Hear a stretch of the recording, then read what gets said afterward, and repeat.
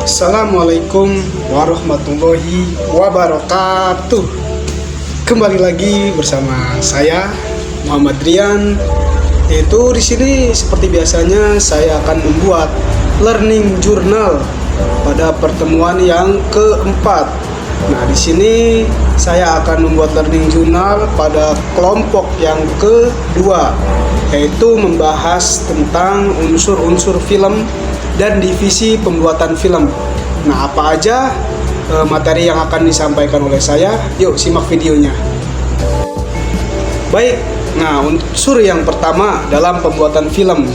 Nah, secara umum unsur pembuatan film ini dibagi atas dua unsur, yaitu unsur pembentuk, yakni unsur naratif, dan unsur sinematik. Nah, dua unsur tersebut saling berhubungan dan saling berkesinambungan satu sama lain untuk membentuk sebuah film. Nah, unsur yang pertama yaitu ada unsur naratif. Nah, unsur naratif yaitu merupakan sebuah aspek yang berhubungan dengan cerita pada sebuah film. Nah, menurut Pratista bahwa unsur naratif merupakan bahan atau materi yang akan diolah. Yang kedua ada unsur sinematik. Apa itu unsur sinematik?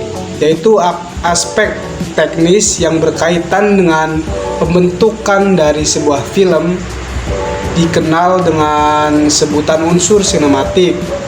Nah, Himawan Pratista dalam bukunya bahwa unsur sinematik merupakan aspek teknis dalam produksi sebuah film. Selanjutnya yaitu ada Mist and Skin. Nah, unsur-unsur utama dalam Mist and Skin itu terdiri dari yang pertama ada setting, kedua ada kostum dan tata rias, yang ketiga ada pencahayaan, yang terakhir yaitu ada pemain dan pergerakan. Nah, apa sih setting itu? Jadi setting itu merupakan suatu pembuatan film yang akan kita tentukan tempat dan waktu yang akan kita buat di suatu tempat tersebut. Yang kedua yaitu kostum dan tata rias. Nah, dalam pembuatan film itu tentunya kita harus menyeting bagaimana kostum kita yang akan kita pakai untuk pembuatan film.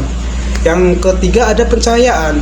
Nah, dalam pembuatan film itu kita harus menyesuaikan bagaimana cara membuat film yang baik, dan kita sesuaikan bagaimana pencahayaan kita itu untuk mendapatkan video yang bagus. Yang keempat ada pemain dan pergerakan. Nah, jadi sebuah pemain dan pergerakan ini adalah aktor. Bagaimana si aktor itu memerankan sebuah filmnya gitu. Terus ada sinematografi, yaitu dapat diartikan sebagai aktivitas meluas, yaitu merekam, menangkap, mengambil gerak, dan bantuan cahaya. Nah, secara umum unsur yang mencangkup sinematografi dibagi ke tiga aspek, yaitu kamera, film, framing, dan durasi gambar. Baik, selanjutnya yaitu ada editing, yaitu tahap produksi dalam proses pemilihan serta penyambungan gambar-gambar yang telah diambil. Nah, dalam tahap ini shoot-shoot yang telah dipilih, diolah, dan dirangkai hingga menjadi satu rangkaian kesatuan yang utuh. Selanjutnya yaitu ada suara. Nah, suara dalam film dapat dipahami yaitu sebagai seluruh suara yang keluar dari gambar, yaitu dialog, musik, dan efek suara. Nah, yang kedua yaitu membahas divisi dalam produksi film.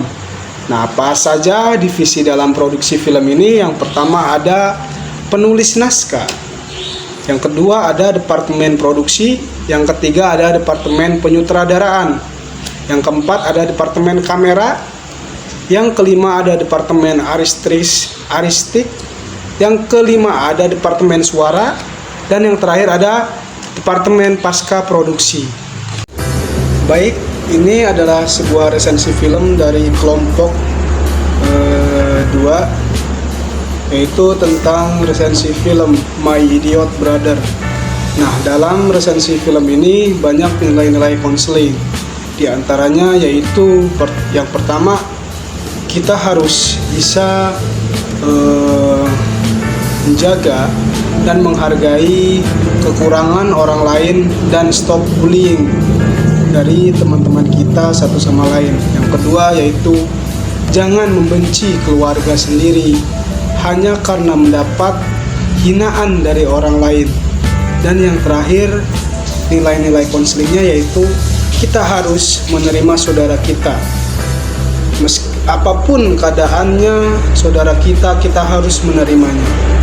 Baiklah, itulah yang saya buat learning journal pada pertemuan yang keempat ini. Billahi taufik wal hidayah. Wassalamualaikum warahmatullahi wabarakatuh.